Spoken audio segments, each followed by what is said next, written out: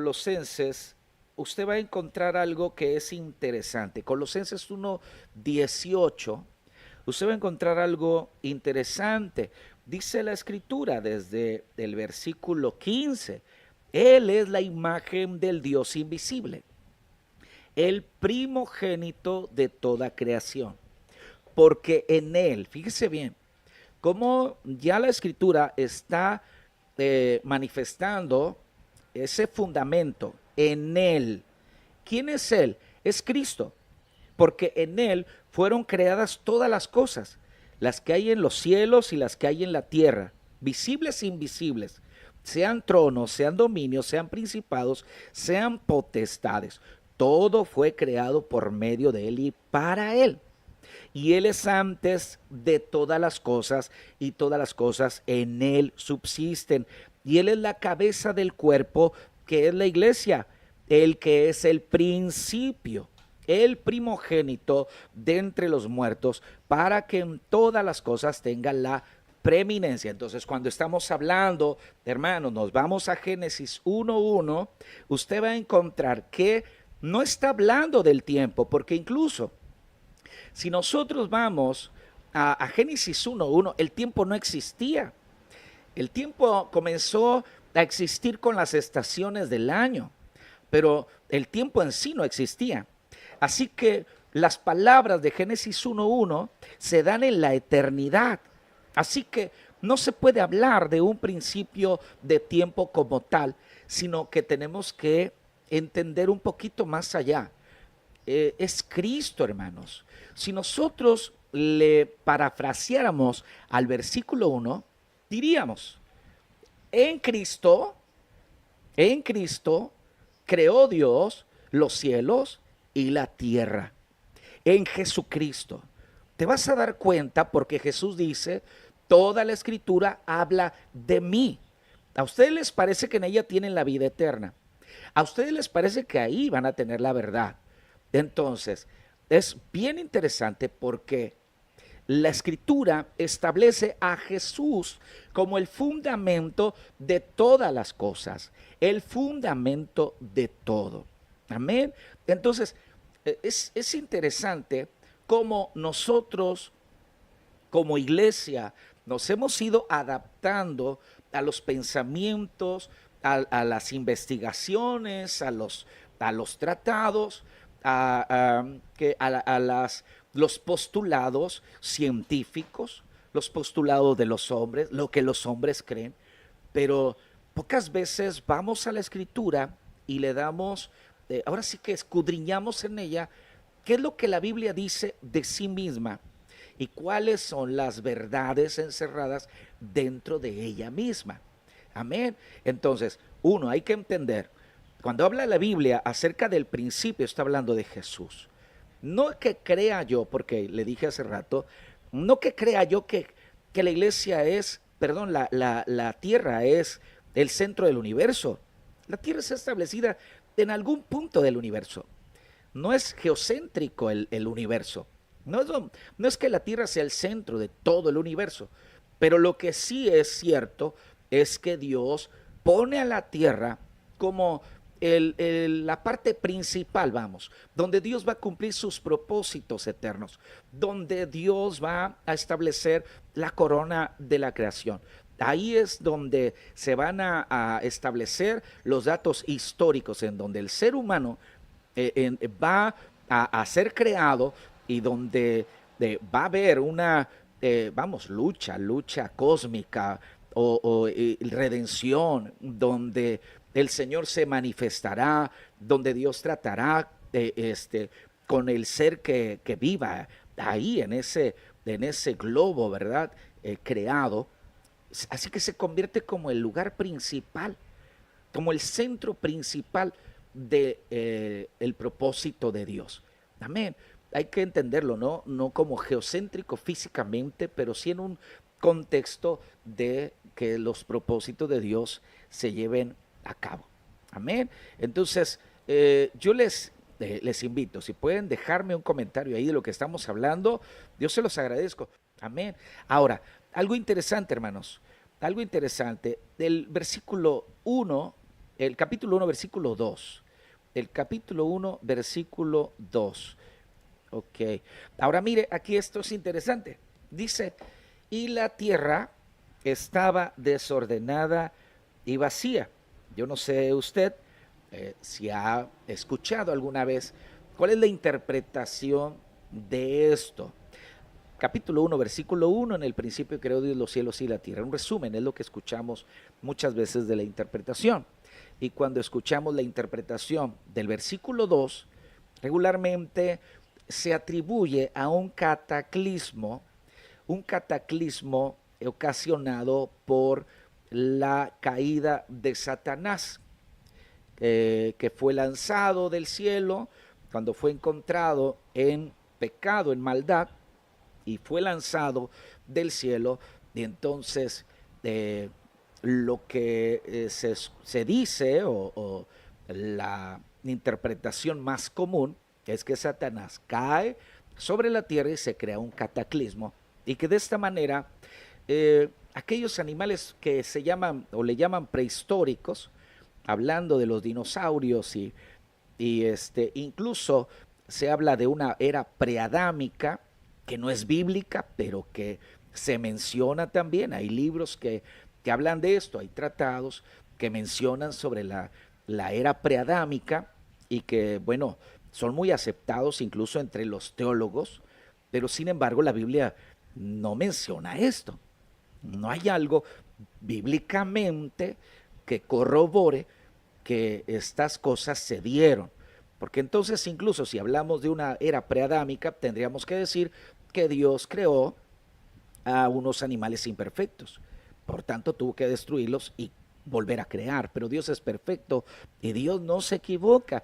Y si usted lee el capítulo 1 completo de Génesis, usted va a encontrar que todo lo que Dios creó es bueno. Entonces, yo le decía, de acuerdo a una interpretación distinta a lo que se conoce como el cataclismo, ¿sí? Yo quiero ir a una cronología que es más lógica, a esa cronología, porque esa interpretación de la era preadámica o la era de los dinosaurios, que realmente no tiene precisamente un fundamento, sigue siendo una teoría, este, qué es lo que dice la Biblia o qué es lo que podemos entender en una cronología correcta. Bueno, y la tierra estaba desordenada y vacía. Yo le pregunto algo en palabras bien sencillas, ¿cómo se imagina usted la tierra? Imagínese a esa tierra desordenada y vacía, ¿sí? ¿Cómo usted la puede ver? De la raíz, fíjese, del hebreo tohu, desolación, desierto, cosa que no vale, soledad, vacío, asolamiento, asolar. Entre ellos aparece la palabra destrucción, ¿sí? Pero aparece como una palabra alterna, pero a lo que más se refiere es al vacío, a la soledad. Y sí, habla de un caos, pero no de un caos de colapso, sino yo pienso mucho en el estado de la tierra primigenia, ese estado cuando los volcanes estaban haciendo erupción, cuando los gases estaban en la atmósfera, cuando todo era tinieblas, cuando no había vida en el agua, entonces no había tierra tampoco, todo estaba en un desorden, como Dios dándonos a entender de cómo Él fue haciendo todas las cosas, fue dirigiendo, ¿sí?, los hechos hasta llegar a lo que hoy conocemos como la tierra creada. ¿Me entiende? Entonces, muchas veces se le atribuye a ese momento porque en alguna ocasión, pues cuando ya empezaron a hablar de la evolución, entonces, pues había que ahí ensamblar el contexto bíblico con el pensamiento científico y se cayó, se cayó en la idea de que el versículo 2 tiene que ver con ese colapso. Pero analizándolo, le decía, en un sentido cronológico, entendemos que no necesariamente tuvo que haber ese cataclismo y no necesariamente Satanás tuvo que caer a la tierra haciendo una explosión de esa manera y destruyendo todo lo que había en ella, como lo que se cree que eran seres creados. Yo en lo personal, yo no creo en la evolución. Yo no creo en la era preadámica, porque la Biblia no habla de eso. Eso como que ya viene a ser como una imaginación de los hombres.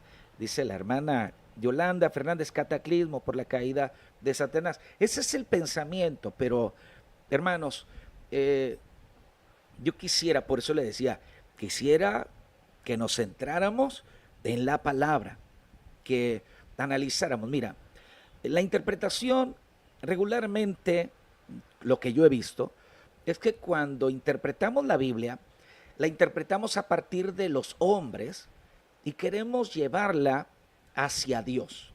Sí, como que queremos primeramente nosotros determinar lo que Dios piensa, lo que Dios hace, lo que Dios dice. También como que le queremos decir a Dios qué es lo que nosotros interpretamos como verdad, y esa tiene que ser la verdad. Entonces, lo mejor para nosotros siempre será partir de Dios. ¿Qué es lo que Dios dice? ¿Qué dice su palabra? ¿Está escrito? ¿Está revelado?